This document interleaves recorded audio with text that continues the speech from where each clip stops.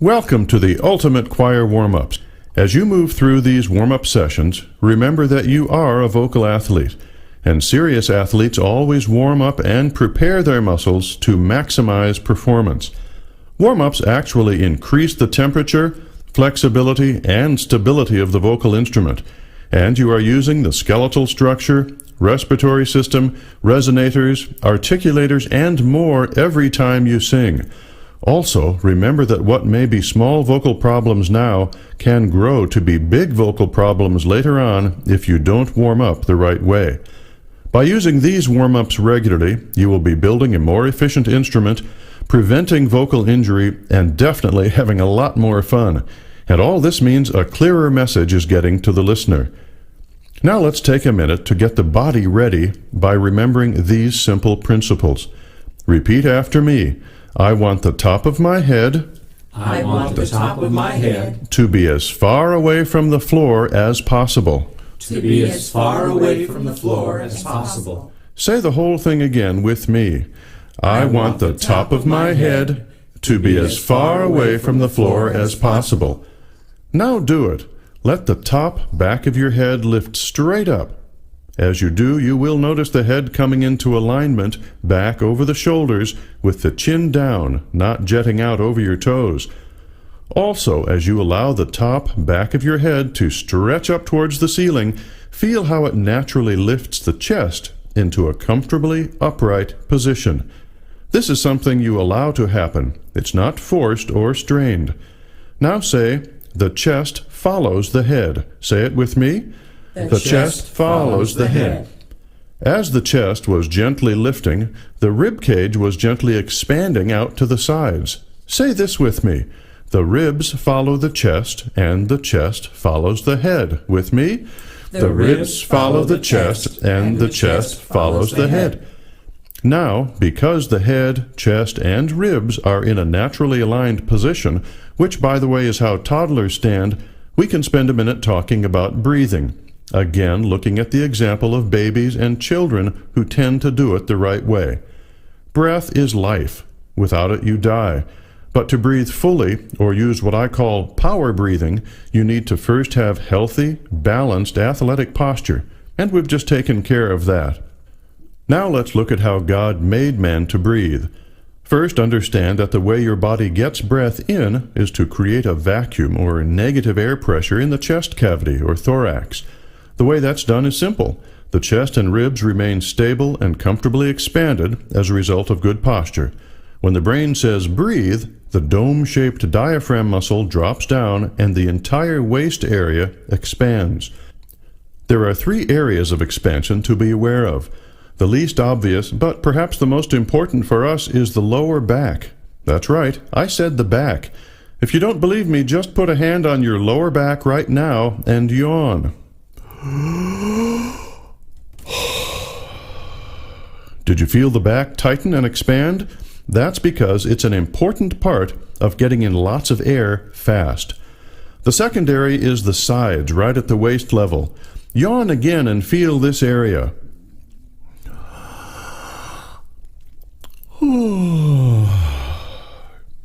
The most obvious area of expansion is the abdomen. Here you will actually feel expansion from the base of the breastbone all the way down to the pelvic bone. Thinking about all 3 areas, the back, sides, and abdomen, let's take several power breaths together. First, check your posture. Then, using a sipping sound, take in a full breath without lifting the chest. It's already up. Start sipping in now. Now blow the breath out using a hissing sound.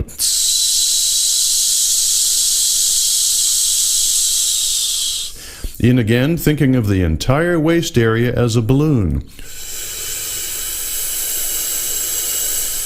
And out.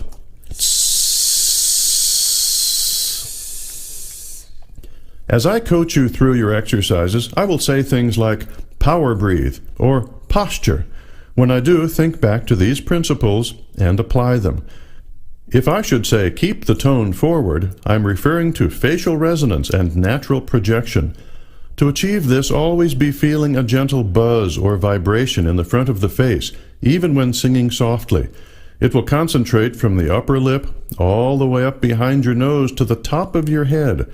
These areas will really vibrate when you sing the right way. And the higher the notes, the higher the focal point of this resonance. You can experience this sensation right now by saying, Say it with me. And make sure you're not getting too dark or low. Let's do it again the right way 3 times with a nice, bright feeling in the face. I'll do it first. With me. In addition to posture, breathing, and tone, you'll be dealing with fun and interesting vowel sequences. Be sure that you use your lips, tongue, and teeth to clearly sing each pattern. And as you open your mouth, do it by dropping the jaw down, not opening the mouth laterally or sideways. That can create an unpleasant sound. You will also be challenged with some tricky rhythm patterns and dynamics. Each exercise is designed to help you warm up the voice and at the same time work on specific techniques. The vocal coach singers and I will be leading you through your sessions, which vary in length and difficulty. Here's one more principle for us to learn, one phrase at a time. Muscles have memory. Say that with me. Muscles have memory. And I want my muscles, say it with me, and I want my muscles to memorize the right way to sing. To memorize the right way to sing. Let's say the whole phrase.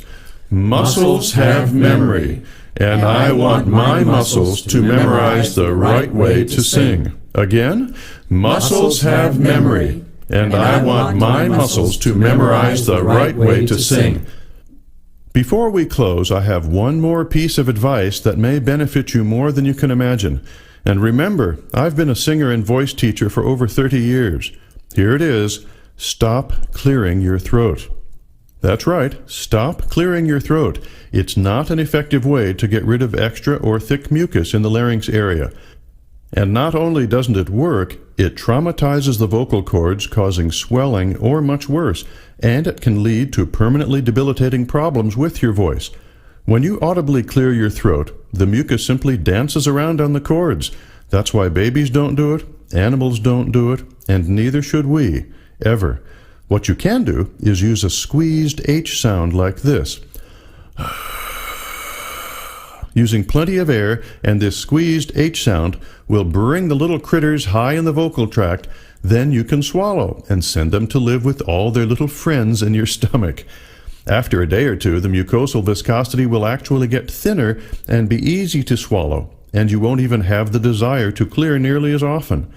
Then there's also a good chance you will gain upper range and overall vocal health. May God bless you as you invest time and energy in the most unique and powerful communications tool on earth, the human voice.